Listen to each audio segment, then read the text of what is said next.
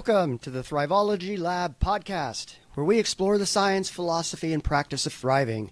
Our goal is to help you create a happier and healthier life through education, application, and transformation. Your co-hosts on this journey are Neil Utterback, that's me, and Phil Yeah, and me, Phil Dunwoody. Big awkward pause. Okay, so Neil and I are both faculty at Juniata College, where we teach courses to promote human thriving and well-being. And today we're talking about what mindfulness is and what it is not, because there's a lot of misconceptions about it. And we're going to touch on, of course, some of the practice, but I think we'll maybe do another podcast on like a how-to, right? If you're new to it and you want to do it. So this is more why you maybe should consider it, what the research benefits are, and we're going to share also a little bit of our own mindfulness journeys, right? Because it's something you and I, right, we've both gone through training on this. We now teach it as part of our regular coursework. We teach people actually how to do mindfulness meditation. Like for a much longer period, I've been teaching people about the research on mindfulness as a cognitive psychologist. I think in like 1991,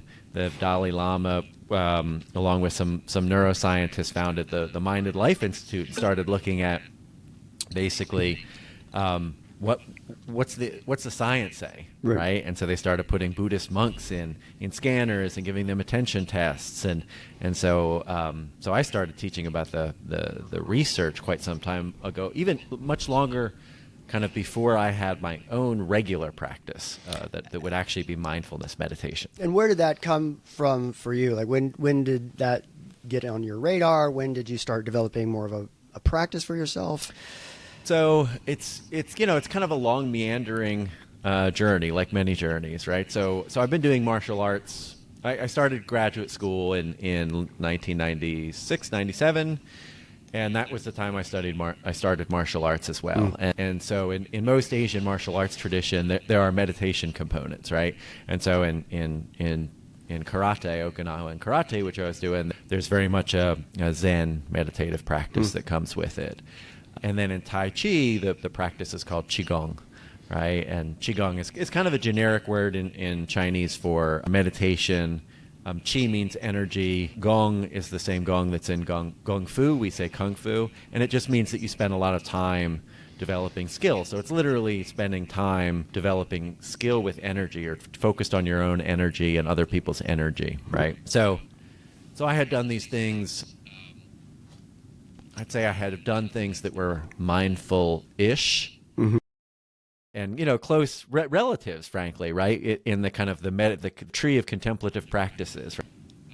And then I started to get more interested in Buddhism, really, I guess around that same time. But I think it would probably be when I started to actually teach about the research on mindfulness, 2004, 2005, somewhere in there. Then I started to think more about a deliberate practice that was something different from the Qigong, or the Zen practice, which again has a lot of overlap, but they are not exactly the same as mindfulness meditation. And then really 2019, 2020, I think 2019 is when I officially went for training in the Kuru program, which I know you've also done. Both Neil and I have a colleague, Susan Prill, who's a religious studies faculty member, and so her and I were doing some kind of research on what other colleges were doing around mindfulness initiatives and living and learning communities. And so it's really probably been the last 5 years that I've had a more deliberate, what would actually be mindfulness meditation, and not just close relatives of it.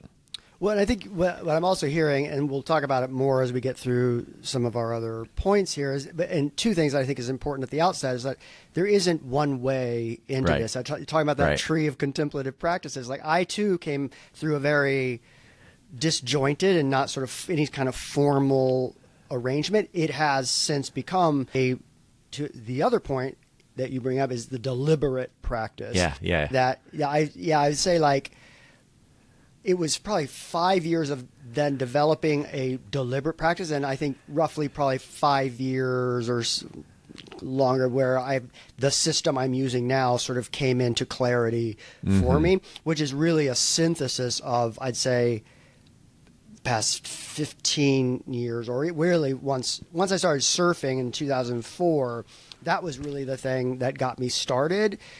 as I talked about, like on the last podcast, like starting to recognize the things that are and are not in my control, and how do I discern those things, and that got me into yoga. And a couple years into my surfing journey, I don't know if you and I have been out to Estorrillos in Costa Rica. It's a break about 45 minutes from where we go in I don't think Jaco. I've been to that one. It's a really nice wave. At the time, it was a little bigger than I was used to, and our surfing friend David Solano took me and another surfer out there, and it wasn't terribly big, but it was a little bigger than I was used to, the wave. I wiped out, and I didn't have enough air, and I went under, and a wave was right behind it. And as I was coming to the surface and thinking, I'm going to get some air, the second wave caught me and pushed me back down. And then, as we talk about a lot in class, and you talk about in Tai Chi, I panicked.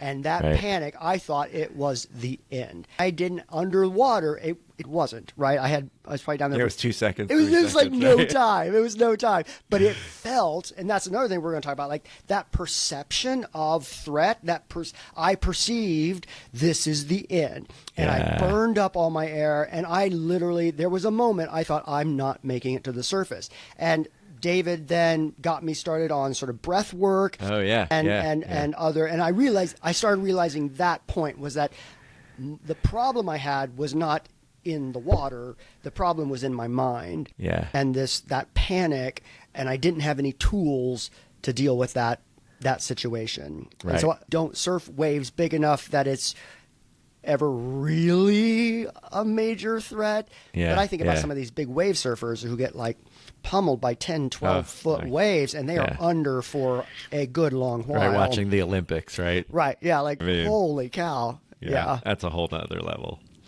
Go ahead. Well, maybe we're going to talk about what is mindfulness. Then starting with what mindfulness is not. Yeah, I think it's a good one, because we talk, like when I talk with people about mindfulness, or they know that I have a practice, or I suggest that maybe the practice might be good for them to try or something, I often get a lot of pushback, and I hear things that, I hear what are essentially misconceptions about it, right? So one of the big ones that I hear is that, well, I don't need to escape from the world. I don't want to escape from the world. And that, like, it's the exact opposite of that, right? Like mindfulness, like, well, what are you being mindful of? It's actually your present moment. Right. It's actually trying to engage more deeply with yourself in this moment and with the world in this moment. So, so that's one, right? And you brought it up the other day in class, like it's not checking out. It's checking in. It's really getting curious about that present experience. Exactly. And likewise, like often mindfulness comes into the conversation when we're talking about stress and anxiety. So people think, well, it's about rest and relaxation, so I only need to do it when I'm stressed. Yes. Well, we kicked off the year with, having Holly Rogers, right, who runs the Mindfulness Institute for Emerging. Mindfulness Institute for Emerging Adulthood. Thank you, right? And I heard someone said to me, like, well, why are we doing this in the beginning of the year? Like, we just came back from vacation, essentially summer break. We should all be rested. Basically, let's do this when we're stressed, right? Like, it's a waste of time to do it now. And it was like, that's not how it works. Right? It's not like a pill you take when you're like, oh, my back hurts, let me reach for my Tylenol. Or the other day we talked about it, and through the analogy of like you don't fix the boat while it's sinking. Right. That's what you do when it's in port. Yes. And essentially we're in port.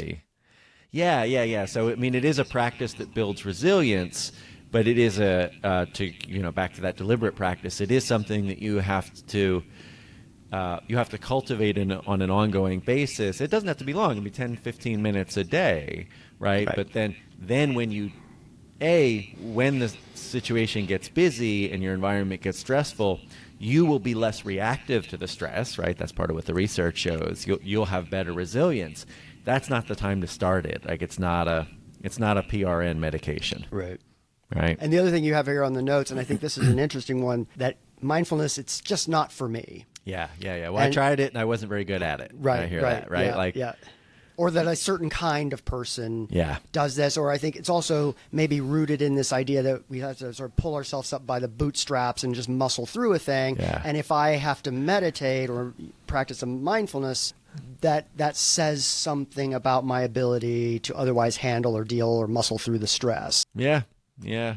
Yeah, and I, like often find with things like yoga or mindfulness that often the people who would benefit the most from it are the most resistant to trying it, right? Because it's just so far from where they are in terms of being able to relax, maybe into themselves or into the moment, that it's hard to do, right? And something that I think is worth mentioning, this idea that, like, is it going to conflict with my religion or faith, right? Like, it does come out of a religious tradition, right? It is rooted in Buddhism, but you do not have to be Buddhist to practice it in any way, right? There you have prominent people of many faiths who have very deep practices, right? So, and it's really been popularized in the U.S. As a secular version, right? Mm-hmm. So it's not. I really enjoy the Buddhist philosophy. I think that really deepens the practice. I think you can't really do the practice without understanding some of that philosophy. But that doesn't mean you're Buddhist in a religious sense. That's a different thing. And I would say the last one we have is sort of like, because it's focusing on the present, does that mean that planning for the future, thinking about the future, or reflecting on the past is the bad thing? And of course it's not. Yeah. We have to do those things. I think to your point, Phil, like, it's about that deliberate nature of the thinking. Like, if I'm deliberately planning for the future, that's one thing. If I've just been dragged mindlessly into the future or dwelling on the past without sort of my consent, as it were, that's where we get into some trouble. Right, exactly. Okay, so what is it then, right, if we're talking about what it is not? So this quote, we can start. You brought up John Kabat-Zinn. Well, you brought up mindfulness-based stress reduction as sort of the secular sort of more application that's come in. And John Kabat-Zinn was really one of the people, the powerhouses that brought mindfulness to sort of the global consciousness. And here's his definition. I define mindfulness operationally as the awareness that arises by paying attention on purpose in the present moment and non-judgmentally. Yeah. And I like that because if you break those down into the components, you get at a lot of what we've already talked about and what we're going to go into more detail about. Yeah, paying attention.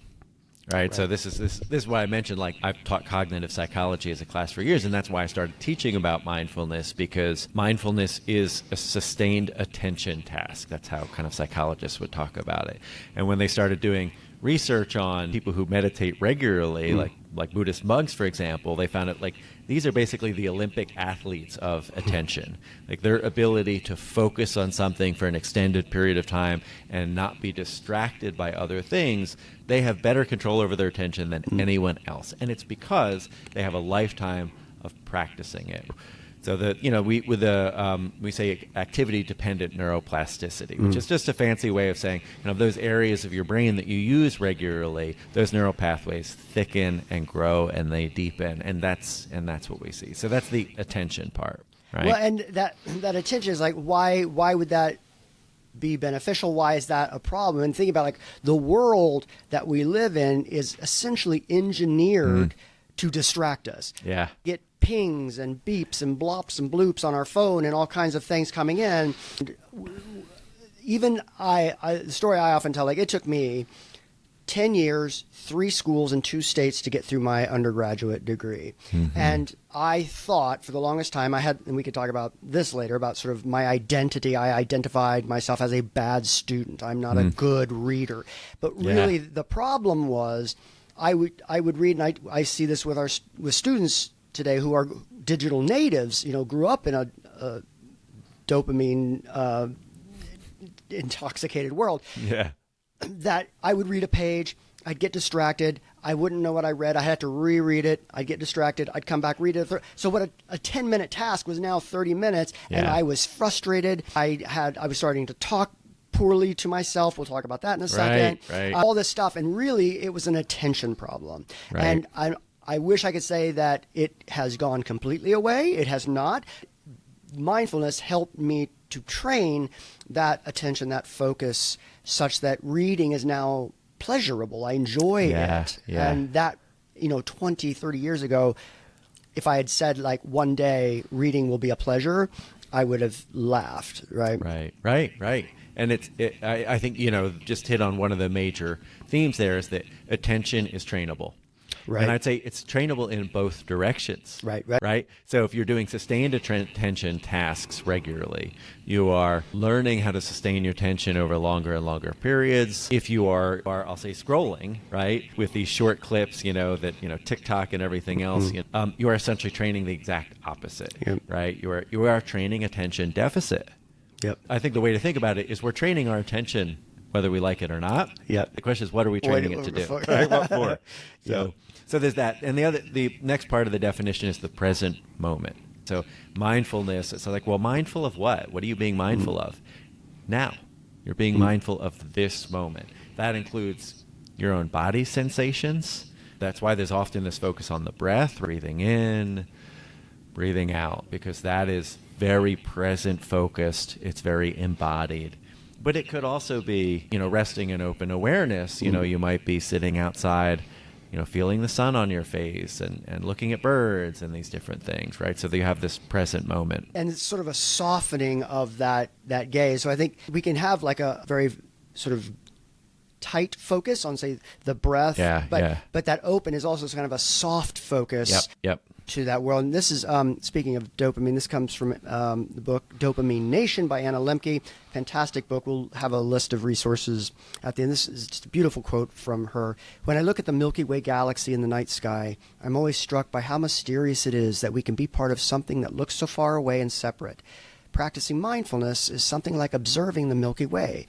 It demands that we see our thoughts and emotions as not separate from us and yet simultaneously a part of us. And I think that's that really touches on two things, really that interconnectivity of all things, which leads to the next point, but also that observing the larger natural world and the world around us in that sort of soft focus, we see, I think, more than I think of our students a lot, like just sort of walking mindlessly across campus. So they're not really taking in the air, the sun on their skin, like that moment and the environment and the world around them. They're just sort of plugging along sort of in that sort of habitual pattern. Right. And also in that quote, I hear what's referred to as decentering, right? This kind of shifting your perspective. It's almost third person, this idea that you are, rather than being your thoughts and being your emotions, you can see your thoughts and emotions. So the analogy I really like is thought kind of as this river, this stream of consciousness. And that you can't get in there and stop the stream, right? But you can notice it, right? And this is, I think, for me, when I sit and try and practice, seated mindfulness meditation, I'm trying to be not carried downstream with that stream of consciousness, but rather just notice it, right? And so I'm breathing in and I'm breathing out. These thoughts flow by. Occasionally, I fall in the stream. I get carried downstream, and then I'm like, oh, okay, that thought totally carried me away, right? And so that's me kind of connecting fully with the emotion or the thought, rather than having just a little bit of distance to observe it.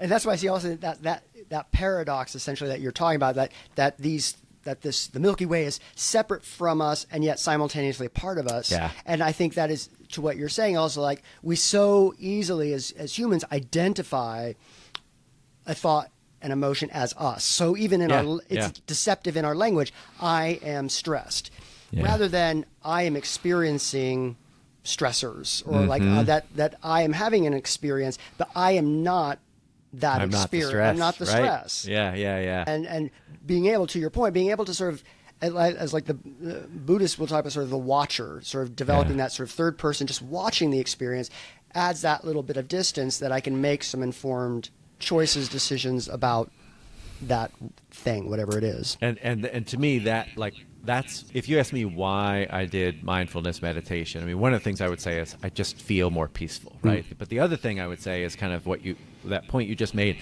informed choice. I don't want to be just a ping pong ball reacting to my thoughts and emotions as they happen. I don't want to ignore them. That's not what I'm saying, right? I want to feel them fully. Right. I want to experience them. And then I want to ask myself, is that what I want for the basis of my action? right? What's Right. my goal here, right? Sometimes, we can all do things that work against our own self-interest. Right? That's cut off your nose to spite your face saying. Right. So for me, what mindfulness as a practice does is it opens up space between what I think and feel and what I actually do. And it's in that space that I think free will exists.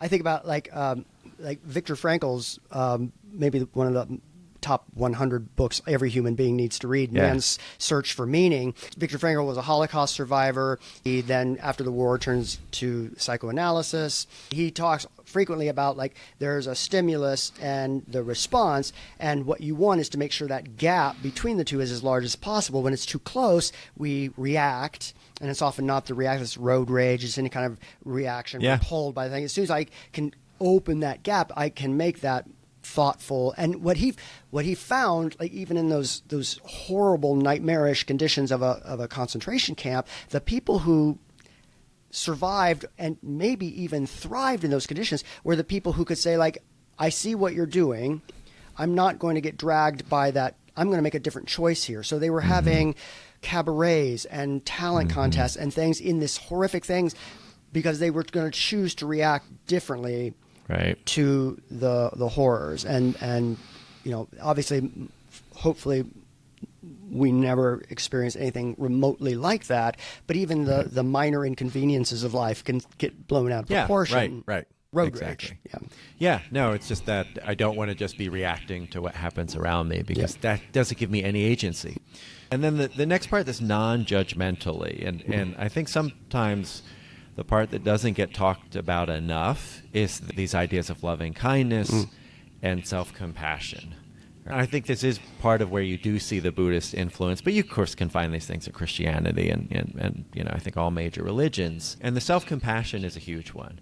If I'm stressed and I may be feeling horribly sad or whatever it is, to have some self-compassion, right? And so what does that mean? I think, again, that third-person perspective. Sometimes I even use the third person, like, wow, Phil is really upset today, right? Like, and that may sound a little bit weird, but I find that helpful to kind of put it into words and think, and this is my criteria, like, well, if I had a close friend who was experiencing this, what would I say to them? Because we often say things to ourselves, about ourselves, that we would never say to someone we cared about, right? And that's that kindness or non-judgmental and self-compassion. Don't beat yourself up. Don't say horrible things to yourself about yourself. I'm a loser. Why'd I do that? I can't believe I did that. I'm such an idiot. And I think that habitual thought pattern, that beating ourselves up, can be so habitual that it's almost invisible, that it's just so much a part of our psychic landscape that it's just normal life. And I think one of the benefits, and it's certainly true for me, I'm often prone to self-criticism and just beating myself up, and I would think like, oh, that's how I'm going to get better if I just push myself and I find all my flaws. But really, it just made me feel down, and it became so habitual. Prior to mindfulness, I didn't even realize how often it would creep up, even in sort of jokes, like, "Oh, I suck." Well, why would I even say that as a joke? Right. Right. Exactly. Yeah. No, and we all do it. We all have a history of that. Yeah. I think the part of that third-person distance from the mindfulness is, noticing your thoughts, noticing your feelings, so you can be more deliberate about what you do, and talking about ourselves to ourselves. That's a big part of it, right? So it is compassion for those around us as well as ourselves. Well, and I think that's a great point. Yeah, we often focus on like I want to feel better, but it's sort of like I always think about when you get on a plane, they tell you to put the oxygen mask on yourself so that you can help somebody else. Right. By helping ourselves become more self-compassionate, it is more likely we will be more compassionate out in the world to others. So speaking of that sort of the science, the how science. we go into at least one really powerful study. This comes from the Koru that Phil brought up. Phil, you want to take us through the study that Holly and colleagues did? Yeah, I'll say first, just to start, right, like there's been such an explosion of research on mindfulness meditation in neuroscience and psychology. And so at this point, it is so well researched and validated. So we're going to talk about some of the findings in general, but to start with a specific one, because specific protocols matter in terms of practices. And this is a really good study in that it's a randomized control trial. It's what we call a waitlist control. It's kind of the gold standard for a lot of clinical research, right? So basically you put out a call and you say, who's interested in doing this? It's a 4-week mindfulness program. And in this study, they get a list of 90 people who want to do it, and they divide them in half, and they say, okay, 45 of you are going to do it now, and the other 90 of you, or the other 45 of you are going to do it essentially a month from now. So that's the wait list group, right? Both groups at the start, though, fill out all the same measures, and these measures were of perceived stress, sleep problems, mindfulness, and self-compassion. All right, so some of the things we've been talking about. Half the group then goes through this 4 weeks of mindfulness training. It's a very specific curriculum, right? The protocol that you follow here does matter. If you look at kind of the overall research, the meta-analyses on mindfulness, those that have kind of better definitions and more specific protocols tend to have better effects, right? They work better. So for the half that goes through this 4-week training, and you and I have not only gone through this for our own training, but we've used this to teach students as well, but then all participants take the same measures again. And what you see is for the people who did the 4-week training program, they have lower scores on perceived stress. They have fewer sleep problems at the end of the 4 weeks. They show increases in mindfulness scores just in their daily lives, meaning they're kind of more present with what they're doing. And they have higher scores in self-compassion. These differences show up in the mindfulness group, but importantly, not in the waitlist control group. These people were just hanging out. They weren't doing anything. They were just waiting for the course to begin. You don't see them. Then the study basically says, okay, the people who are on the wait list, now it's your turn to go through this. And then they see all of those results replicate again in that group. So that is really pretty powerful. Right now it's one study, just to give you an example, but again, there are just thousands of studies now. And I think what I also hear in that, one, there's a couple of things that, we're talking about 4 weeks. So it's not that it's true. Like one episode, one bout of mindfulness isn't going to get you this. No. Just like going to the gym once isn't going to get you a lot of fitness benefits. But 4 weeks of going to the gym, you're going to see some results. 4 weeks of mindfulness, you're going to see some results if it's consistent, deliberate practice. And that's, I think, important to call out too, that we're not saying this is just a pill, a panacea, but with practice, like who wouldn't want, if you did get a pill, if there was a paroxysm, that's not I don't know how they come up with drug names, but like it was like 4 weeks of this treatment, you're gonna have all these benefits. Like it would make billions. And here's something that you don't need anything other than yourself to do, and you could get all of these incredible benefits. And I think this ties into one of the misconceptions earlier. It's not for me, because often people try it once or twice and they're like, I didn't get anything out of that. It didn't work, right? Yeah, right. But it's not supposed to. Like the research does show that you need at least 3 weeks and more typically 4 of 10 to 15 minutes a day is around what the research shows to show an actual effect, right? If you do that, if you engage in the practice for a month, you should see decreases in stress. You should be sleeping better. You should be more engaged in what you're doing day to day. You should have more self-compassion and compassion for others, right? So, but it does. And even a lot of pills that you would take, medications, some of them take 3 or 4 weeks to have their impact as well, right? So this shouldn't be shocking, right? But it is important. Like I get people, we get this with some of our students who maybe they don't fully buy into it, and so they never practice, and they say, see, it didn't work. Right. Well, you never gave it a chance. You have to be willing to buy in for at least those 4 weeks,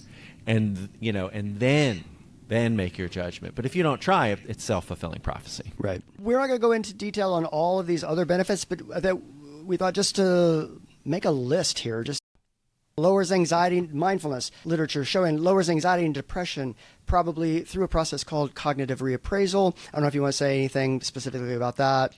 Yeah, it's you might also call it reframing, right? In that we have these narratives we tell ourselves sometimes about ourselves, right? I'm not no good at something, and being able to kind of notice that and then question it. Well, am I really no good at anything, right? Am I really worthless, or whatever it is that you're telling yourself? that kind of reappraisal thing helps us break. You mentioned earlier, these things just become habitual and we don't even know we're doing them. And so how do you break that pattern?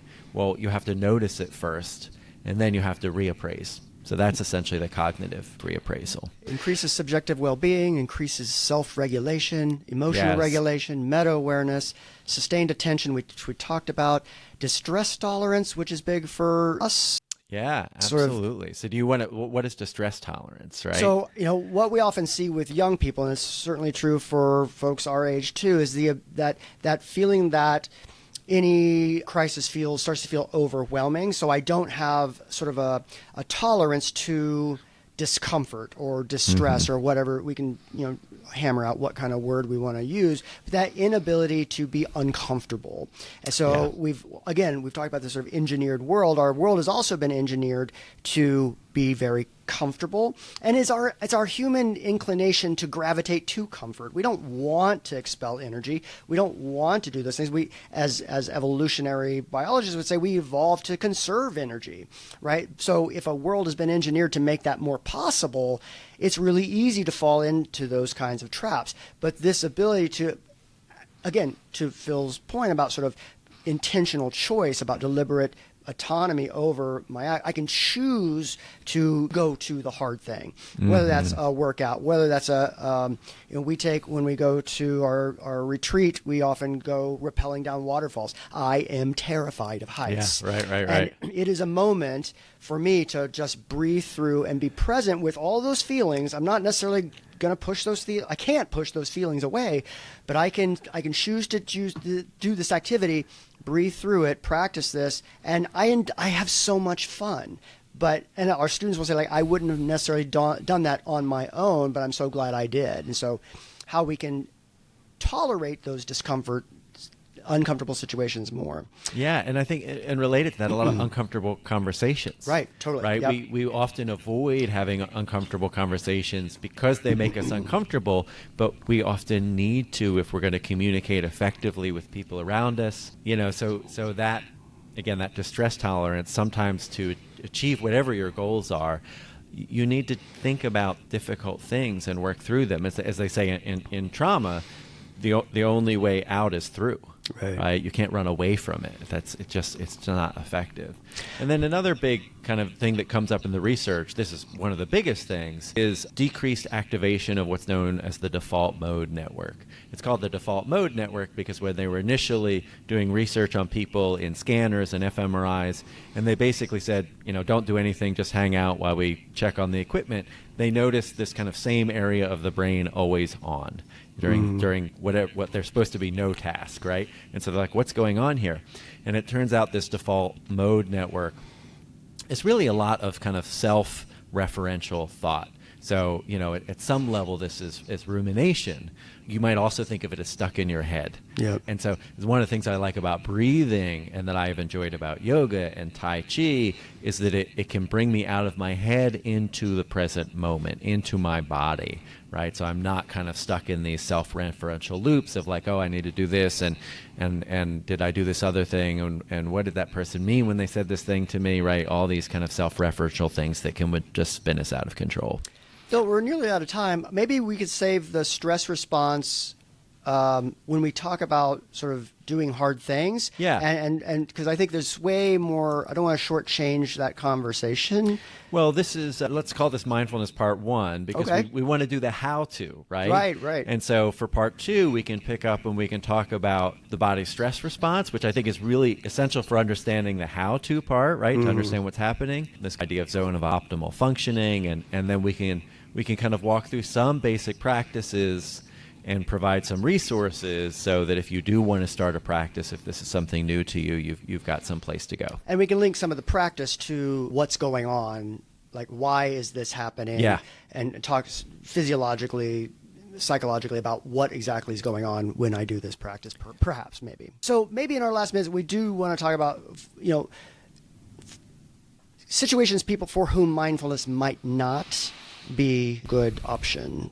This comes up Not a whole lot in the literature, but enough where it deserves some attention. We're talking about the research. Are there people where it might actually be harmful? And first, I'll say this is a complicated topic, and it does need more research on it. In a lot of these studies, part of their exclusion criteria for participating in the study is that you don't have kind of suicidal ideations or any kind of diagnosed psychiatric disorders, and particularly related to suicidal ideation, sometimes a history of trauma. The mindfulness can be triggering, right, for lack of a better word. I think with the trauma component, part of it, if there's a history of trauma that you have not worked through, your body might essentially be stuck in this high stress response level, and asking you to tune in to how your body is feeling can be very uncomfortable, because part of what you may have learned to do to survive is to dissociate some from those experiences, right? And the messages your body is telling you. There's a great book. I don't have the author in front of me. The Body Keeps the Score. Yeah. Which is really, I can't remember the author's name off the top of my head, but he talks a lot about focusing on your physical sensations may be the trigger that causes an episode or causes you to spiral out. Like that might not be a good practice for certain individuals. Right, right. Sure. And so, it's definitely worth mentioning. And for anyone teaching mindfulness, I try and be mindful of that, right? And bring that up with and even with something as similar. We, in our practices with students, we often say close your eyes if you're comfortable, or soften your gaze, because even just closing your eyes could be a triggering or cause you to focus on different things that might not get you where they want to go. Yeah, and I've always had at least a few students who have said, focusing on my breath really makes me feel anxious, right? It triggers a panic attack. When you lead mindfulness, it's good to, again, invite, right? Don't tell, and then also offer alternatives. So if focusing on your breath isn't comfortable for you, what else might you do? Yep. Right. We're going to include some resources with this. And again, as Phil said, we're going to have at least a part 2, maybe a part trace. Yeah. That's it for this episode. If you have questions or comments, or there's a subject you'd like to hear us discuss, please reach out to Thrivology Lab at gmail.com, and we will one day have a mailbag episode. That's right. All right. Thank you, everyone. Thanks, everyone. Thanks, Phil. Thrive on. Thrive on. I love that.